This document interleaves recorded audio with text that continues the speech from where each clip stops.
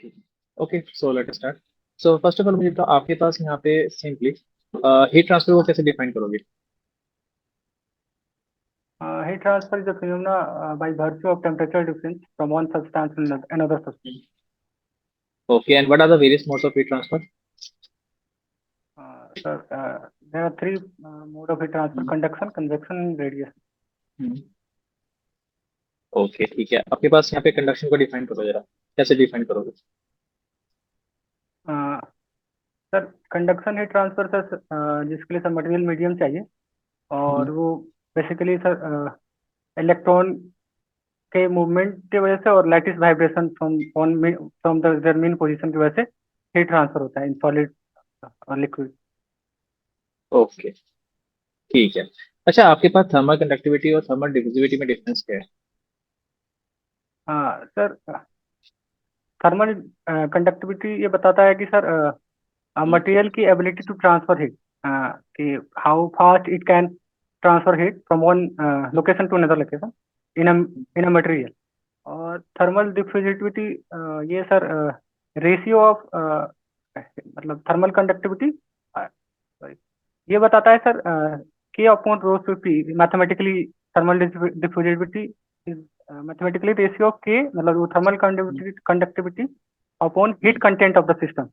मतलब अगर heat storing capacity के रिस्पेक्ट में कितना फास्ट वो हीट ट्रांसफर कर रहा है, वो थर्मल डिफ्यूजिविटी बताता है। अगर हम इसको एग्जांपल से अच्छा। बताएं तो, फॉर एग्जांपल वाटर का जो सर हीट स्टोरिंग कैपेसिटी ज़्यादा होता है, बट हीट ट्रांसफर कैपेसिटी कम होता है। और वहीं अगर आयरन को देखें तो उसका हीट ट्रांसफर कैपेसिटी ज़्यादा होता है, बट हीट स्टोरिंग कैपेसिटी कम होता ठीक है। अच्छा, आपके पास यहाँ पे बायोट नंबर को कैसे डिफाइन करोगे? Biot number and Nusselt number. है। Biot number sir, yes, Biot number and Nusselt number. Biot number sir, it is the यह रेशियो होता है internal conductive resistance to the external convective resistance. और mathematically it is defined as H L C upon K solid, जहाँ H हो गया sir heat transfer coefficient, L C हो गया characteristic length, और के सॉलिड का मतलब सॉलिड मीडियम का थर्मल कंडक्टिविटी। और नजेल नंबर सर डिफाइन करते हैं कि sir it is heat transfer due to convection with respect to conduction in the same medium at the same temperature. और ये भी अच्छा, मैथमेटिकली सेम, इसमें सिर्फ अंतर होता है सर एच एल सी अपन के, मतलब थर्मल कंडक्टिविटी हम फ्लूइड लेते हैं नसेट नंबर। नसल नंबर की मिनिमम वैल्यू क्या होती है? Minimum value. सर मुझे दो स्टैंडर्ड वैल्यू पता है दो कंडीशन के लिए। मिनिमम वैल्यू तो नहीं बता सकते, बट ओके ठीक है। कांस्टेंट। अच्छा, आपके पास फ्री कन्वेक्शन और फोर्स कन्वेक्शन में को डिफरेंशिएट करो। हाँ सर, फ्री कन्वेक्शन होता है जिसमें सर हम बेसिकली अगर कोई किसी मीडियम स्टैटिक मीडियम में है जिसके मतलब वो बुयांसी और उसके के वजह से अगर हीट ट्रांसफर हो रहा है due to hmm. Buoyancy difference, hmm. वो फ्री कन्वेक्शन होता है। और फोर्स हम्म। कन्वेक्शन में अगर कोई हम एक्सटर्नल मीन के थ्रू हीट ट्रांसफर कर रहे हैं, जैसे पंप हो गया, फैन हो गया, ब्लोअर हो गया, हम्म। और वो फोर्स कन्वेक्शन के केस में आता है। अच्छा, तो आपके पास यहाँ पे दोनों ही केसेस में नसल नंबर जो है वो कौन कौन से पैरामीटर्स पर डिपेंड करता है? सर फ्री कन्वेक्शन में सर नजर नंबर डिपेंड करता है सर आपके प्रांटल नंबर और ग्रासऑफ नंबर। और चलो, अच्छा ठीक है। और और पोस्ट कन्वेक्शन में ये डिपेंड करता है सर आपके रेनॉल्ड्स नंबर और प्रांटल नंबर।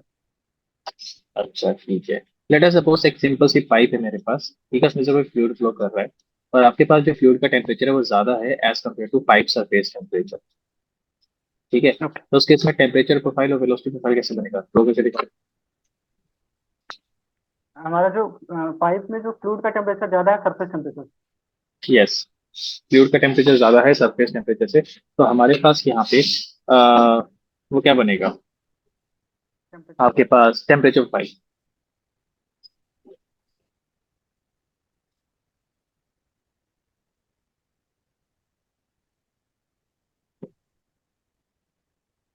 अरे श्योर, ऐसे ही बनेगा। अच्छे से बनाओ, आपके पास एक पाइप के उसमें बनाओ, सरफेस के ऊपर नहीं, पाइप के ऊपर बनाओ। एक पाइप है, पाइप में कोई फ्लूइड फ्लो कर रहा है, उसमें आपके पास दिखाओ कैसे बनेगा। कहाँ पे टेम्परेचर आपका सेम होगा, कहाँ पे मैक्सिमम होगा, कहाँ पे जीरो होगा, कहाँ पे आपके पास इक्वलेंट होगा पाइप के, वो सब कुछ दिखाओ।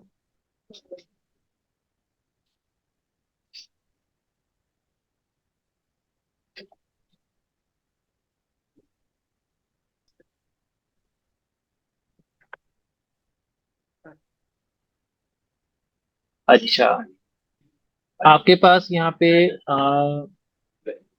टेम्परेचर जो है वो सेम आपके पास हो जाएगा फ्लूइड के इक्वल। आपके पास यहाँ पे टेम्परेचर तो फ्लूइड का ज्यादा है as compare to pipe surface temperature. यहाँ सर ये डेवलपिंग स्टेज में सर डिफरेंस है, फुली डेवलप स्टेज में सर वो टेम्परेचर वेरिएशन नहीं होगा, फुली डेवलप स्टेज में। अच्छा, आपके पास यहाँ पे सेंटर से लेके टॉप तक जो स्लोप है आपका, वो लगातार डिक्रीज क्यों कर रहा है? सेंटर से लेके आपके पास टॉप तक, ठीक है, पाइप की सॉरी सरफेस से जो स्लोप सर, है वो म्यूट हो गया। डिक्रीज क्यों कर रहा है? सर म्यूट हो गया था, फिर से रिपीट हम्म, कीजिए। मैं कह रहा हूँ कि आपके पास यहाँ पे पाइप के सेंटर से लेके सरफेस तक जो स्लोप है टेम्परेचर प्रोफाइल का, वो इंक्रीज क्यों हो रहा है, सॉरी वो डिक्रीज क्यों हो रहा है आपके पास? क्योंकि सर हमारा जो फ्लूइड का टेम्परेचर ज़्यादा है, तो वो सरफेस टेम्परेचर कम है, तो along the flow up to developing stage, जो हमारा लेंथ ऑफ डेवलपिंग स्टेज है, वहाँ तक सर वो ट्रांसफर करेगा सर, वो जहाँ सरफेस टेम्परेचर के अलोंग, तो उसको मैंने सर डिक्रीजिंग दिखाया है। और सेंटर पे जो मैक्सिमम टेम्परेचर है, फिर उसको मैंने डिक्रीजिंग दिखाया है। तो मतलब इन डायरेक्शन ऑफ, अगर वाई अच्छा, एक्सिस मान रहा हूँ मैं सर सरफेस टेम्परेचर को, उसके अलावा ठीक है ठीक है। अच्छा, radiation mode of heat transfer को डिफाइन करो। every substance above 0 Kelvin emit radiation in the form of electromagnetic wave, known as radiation. It's not as radiation. अच्छा, ठीक है। अब आपके पास ब्लैक बॉडी ग्रे बॉडी में डिफरेंस क्या है? सर ब्लैक बॉडी सर जिसकी इमिसिविटी 1 हो, मतलब वो जितनी, सॉरी, अब एब्जॉर्बिटी, मतलब जितनी उस पे जो भी एनर्जी ट्रांसफर हो रही है उसको पूरा ऑब्जर्व करे, वो ब्लैक बॉडी होता है। और ग्रे अच्छा, सरफेस होता है सर, वो इंडिपेंडेंट ऑफ वेवलेंथ हो, उसको ग्रे सरफेस कहते हैं सर। आई गेस हम कंफ्यूज हैं सर इसमें कि अगर डायरेक्शन इंडिपेंडेंट हो या वेवलेंथ इंडिपेंडेंट। अच्छा, इसमें ठीक है। अच्छा, लम्प कैपेसिटी एनालिसिस क्या होता है? सर लम्प एनालिसिस होता है जब हम टेम्परेचर वेरिएशन को टाइम के साथ मतलब दिखाते हैं, उस केस में हम लम्प सिस्टम एनालिसिस करते हैं। और उसमें सर ऑब्जेक्ट का स्मॉल होना एक क्राइटेरिया है, और जो सराउंडिंग हीट ट्रांसफर कॉफिशिएंट है, मतलब वो एम्बेडेड हो उसमें, तो उस केस में हम लगाते हैं, मतलब ट्रांजिट कंडीशन के लिए हम लम्प सिस्टम एनालिसिस लगाते अच्छा, ठीक है। ओके, इसमें रहते हैं फीडबैक। देखो, आपके पास यहाँ पे ऑयल इंडिया के लिए ज्यादातर बेसिक आपको पता होना चाहिए हर एक चीज की डेफिनेशन। तो थियोरेटिकल क्वेश्चन पे थोड़ा सा ध्यान दो हीट ट्रांसफर में, conduction convection radiation mode of heat transfer में। जो मैं आपसे पूछा था टेम्परेचर प्रोफाइल, वो जो आपने मुझे शो करा है वो सही नहीं है, वो गलत है आपके पास। तो उसको थोड़ा एक बार जरूर गो थ्रू कर लेना कि कैसा टेम्परेचर प्रोफाइल बनता है, क्योंकि इंटरव्यू के पर्सपेक्टिव से अगर देखा जाए तो फ्री कन्वेक्शन वाला जो कन्वेक्शन पार्ट आपके पास होता है ना, वो बहुत इंपॉर्टेंट आपके पास होता है। मेजोरिटी ऑफ क्वेश्चन वहीं से और पूछे जाते हैं। तो अगर कोई प्रैक्टिकल बेस्ड अप्रोच, अगर क्वेश्चन कोई फ्रेम होता है तो वो भी आपके पास कन्वेक्शन से ही आप फ्रेम होगा। स्पेसिफिकली कन्वेक्शन में भी फ्री कन्वेक्शन से, तो उसका भी थोड़ा सा ध्यान रखना। और आपके पास जब मैं पूछा था ब्लैक बॉडी, सॉरी रेडिएशन, तो रेडिएशन की हमने जो डेफिनेशन बताई ना, वो प्रॉपर्ली अपने अच्छे से रिवाइज नहीं करा हुआ है। उसको एक अच्छे से रिवाइज करो, ठीक है ना। रेडिएशन को कैसे आप डिफाइन करोगे? ब्लैक बॉडी ग्रे बॉडी क्या था? ब्लैक बॉडी की प्रॉपर्टीज होती है कि वो उसकी एब्जॉर्बिविटी सबसे ज्यादा होती है, सारे के सारे रेडिएशन को एब्जॉर्ब कर सकता है, ठीक है ना। आइडियल एमिटर, परफेक्ट एब्जॉर्बर से बोलते हैं। ग्रे बॉडी के केस में अगर आप देखोगे तो हमारे पास जो एब्जॉर्बिविटी है वो कम है थोड़ी सी as compare to black body, लेकिन उसकी जो एमिसिविटी होती है वो इंडिपेंडेंट ऑफ वेवलेंथ, ठीक है। वो टाइम के साथ टेम्परेचर पर वेरी कर सकती है, लेकिन वेवलेंथ के साथ उसकी एमिसिविटी चेंज नहीं है, ठीक है। तो इसका आपको हमें पता है कुछ कंडीशंस होती है, उसका बेसिक आपके पास गो थ्रू जरूर करना है। ओके, तो कोई डाउट हो कुछ पूछना आपको मुझसे? हैं। सर एक क्वेश्चन था सर, मतलब वो मुझे से तो नहीं पूछा, बट ये पूछा जाता है सर, वो फ्री कन्वेक्शन के केस में जो वर्टिकल प्लेट और हॉरिजॉन्टल आप प्लेट सोच एक के साथ बताओ, में, तो सोच के बताओ कौन सी प्लेट जल्दी ठंडी होगी, वो सर क्यों मैंने होगी? थोड़ा बहुत पढ़ा है, तो उसके बेसिस पे सर एक्चुअली अगर वर्टिकल प्लेट है तो वो जल्दी कूल डाउन होनी चाहिए। जी, हाँ वर्टिकल वो जल्दी जल्दी कूल डाउन हो, क्यों वर्टिकल होगी? जल्दी कूल डाउन। क्यों होगी? क्योंकि सर उसमें मैंने एक संजल में एक क्वेश्चन देखा था, और उस वो, सैन जल्दी, मुझे आप एग्जैक्ट रीजन बताओ, क्या लगता है आपको? क्योंकि सर वो जो हमारा एक्चुअली फ्री कन्वेक्शन होता है तो बायोन्सी डिफरेंस की वजह से हीट ट्रांसफर होता है। तो जो नीचे वाला पोर्शन है वो ज्यादा गर्म होगा, तो वहां से हीट ट्रांसफर अपर की ओर होता है। ऐसे नहीं है, देखो आपके पास यहाँ पे जब आप कैलकुलेट कर रहे हो ग्रेसोफ, देखो फ्री कन्वेक्शन हीट ट्रांसफर में कौन सा नंबर डोमिनेट करता है?